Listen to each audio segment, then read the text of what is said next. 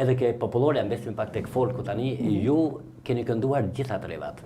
Pra duke futur jugun, juglindjen, veriun, këngët e veriut të Shqipërisë, të Kosovës, Shqipërinë e Mesme, pra është zëri që të shkon të përshtatet me këto këngë dhe të gjitha kanë qenë të pëlqyeshme. Pra i ke prezantuar në aktivitetet e ndryshme, edhe këtu mund të veçoj si artiste, sepse jo çdo artist mund t'i përshtatet dhe vokali për gjitha të revat. Çfarë ke vështirë? Unë i kam bërë këto që thua ti sot, domethënë i bëjnë edhe të tjerë këngëtar, por sot ato kanë mundësi t'i shfaqin. Ndërkohë që unë i kam bërë në një kohë kur nuk ka pasur rrjete sociale, domethënë unë mendoj që Shqipëria është e imja, është e jotja, dhe unë Shqipëri në zemrën time nuk e ndaj me parcela. Dhe kam gjithë të drejtën e Zotit të këndoj këngën e Sarandës, të këndoj këngën e Fierit, të Skraparit, të Elbasanit, të Lushnjës, të Tropojës, të Shkodrës, të Dibrës dhe ku të më doj qefi mua. Domethënë, nuk e kam, në zemrën time nuk ekziston ndarja, nëse unë jam e aftë, sigurisht nuk do ta këndoj si një këngëtar i karakterit që është tipik i zonës, ama bukur dhe pranueshëm për veshjen do ta këndoj. Dhe këtë përpiqem të bëj. Dhe këtë e kam bërë që në kryet herës kur kam dalë këngëtare, sepse ashtu ma kanë ndjerë zëmra. Ka këngëtarë që e bëjnë, nuk dua të përmend emra, dhe e bëjnë bukur dhe jam shumë okay, domethënë që e rrokin me mundësinë e tyre vokale, me mundësinë e tyre interpretuese, me mundësinë e tyre teknike, të gjithë trevën mbar shqiptare, Kosovën, Malinezi, Çamërinë, Shqipërinë, domethënë këndojnë shqip, shkurt, këndojnë këngët e veta.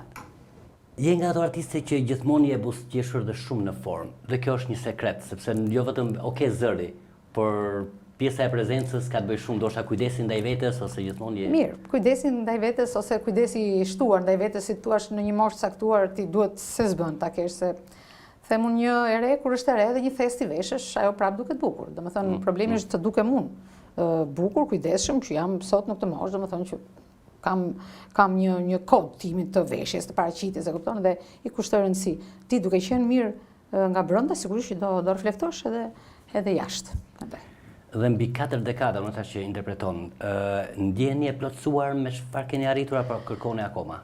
Asnjëherë nuk ndalet artisti, gjithmonë artisti kërkon të sjellë krijimtari, sepse ja buron shpirti i tij të sjellë. Dhe ëndra ime është që të bëj një koncert recital. Nëse e bëj dhe këtë koncertin recital, besoj që e kam plotësuar karrierën dhe nuk kam s'kam të shkalypi më.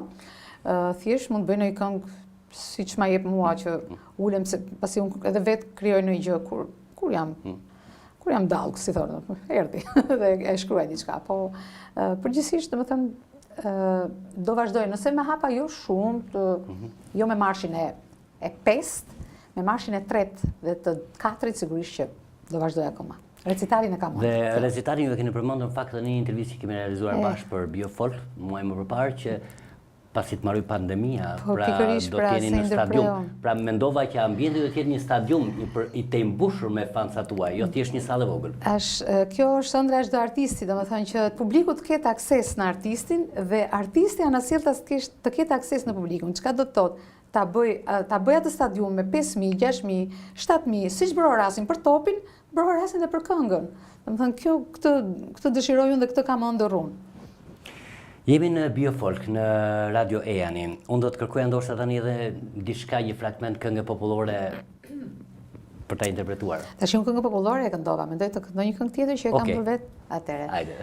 Syrin e drejtoj ku duhet, fjallën atje ku thuhet, buze qeshje pa kursim, kjo është moto e shpirtit tim, fjallë buz qeshje e shikime, triolet, jetës time, stop, ndal, ko, mos mi merë këto të tria, nuk të japas edhe një, ti mi merres mi këthën më, e këtu firon rinia, në parat në pasurin, vetë mos më merë mua rinin.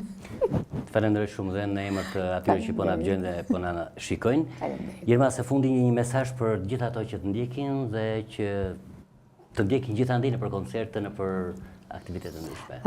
Domethënë, prezenca e publikut në zemrën e artistit është gjithçka për të. Besomni për këtë, domethënë ne jetojmë nga fryma e publikut dhe japim shpirtin ton për atë publik.